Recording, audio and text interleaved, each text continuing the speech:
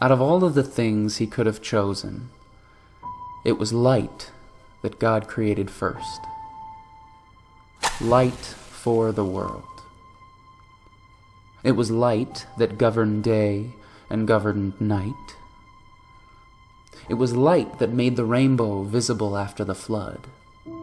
This rainbow was a sign of God's covenant to never again destroy life on earth.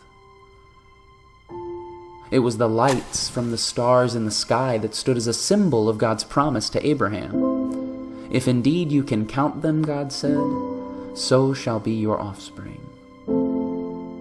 It was light from a fire that called to Moses from the burning bush. And it was that same light that shone from a pillar of fire, leading a people through the wilderness in the dark of night. And ironically enough, these people were called the Israelites. It was light that stood still in the sky until Joshua had won the battle against the Amorites. So many lights. And yet with all this light, we as a people were still walking in darkness. But not for long. For the prophet Isaiah proclaimed, "The people walking in darkness have seen a great light.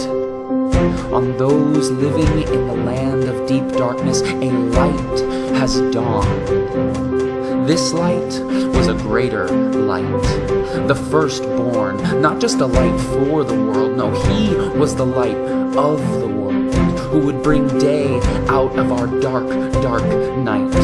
The sign of his covenant would not be a rainbow, but a cross. But it would still symbolize a flood of God's grace for all people. His light burns brighter than 1,000 stars. It calls to us from the fire it ignites in our souls. And this light is the way, the truth, and the life, the one who leads us through the wilderness. His light will shine forever until every battle has been won, until every tongue confesses, until every knee bows. Walking in darkness have indeed seen a great light. A greater light. The greatest light. This is more than a metaphor.